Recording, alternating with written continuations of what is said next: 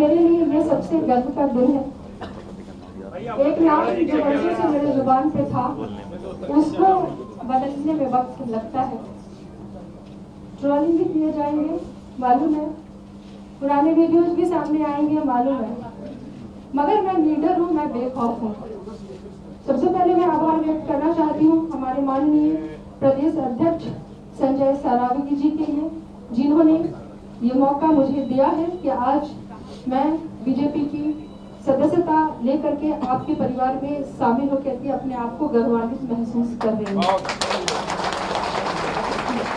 माननीय पूर्व प्रदेश अध्यक्ष दिलीप जायसवाल जी यहाँ पे मौजूद हैं, उनका आशीर्वाद मुझे हमेशा से मिलता रहा है और मैं आज खुद को बहुत ही भाग्यशाली समझ पा रही हूँ कि आज मैं इस कार्यालय में मौजूद हूँ और मैं उन महान शख्सियत, मुझे कहने से कोई गुरेज नहीं है।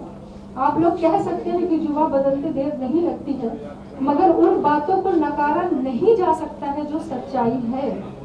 जब मुझे निर्दलीय चुनाव लड़ने का मौका मिला, अब तक मैं एक धारा के साथ थी और एक धारा की ही बातें सुनती, समझती और देखती रही और जो अंदर डाला गया वो मैं रिसीव करती रही।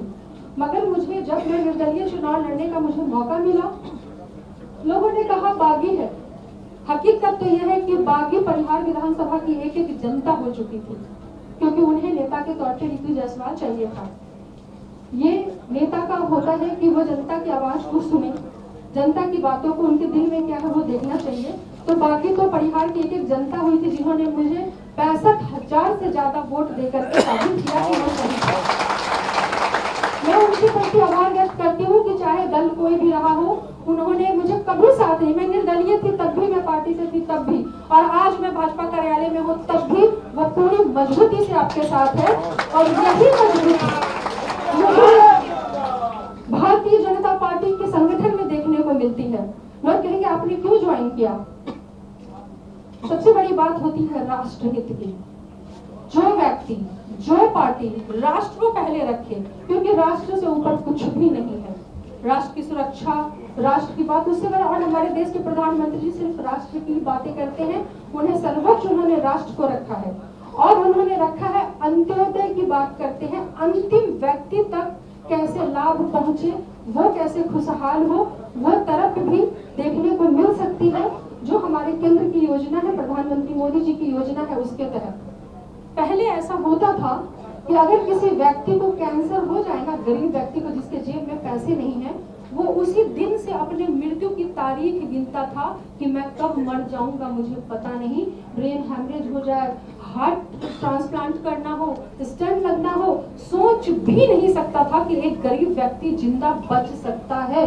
लेकिन जब से आयुष्मान कार्ड आया, इतनी बड़ी शक्ति दी है कि एक बीमार अगर उसका पति हो जाए तो वो महिला को लगता है कि मेरा पति बच सकता है, क्योंकि मेरे हाथ में प्रधानमंत्री जी ने आयुष्मान की ताकत दी है।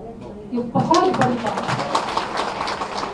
मैंने कहा कि जब मैं 2 धाराओं के वोट को पा रही थी, अब तक मैं एक धारा से प्रभावित रही, एक धारा के विचारों को देखा, लेकिन जब मैं जनता के बीच में लगातार रही और मुझे दोनों धाराओं के वोट लगभग बराबर पड़े, तो मैंने देखा तो समस्याएं तो सबकी एक सी है।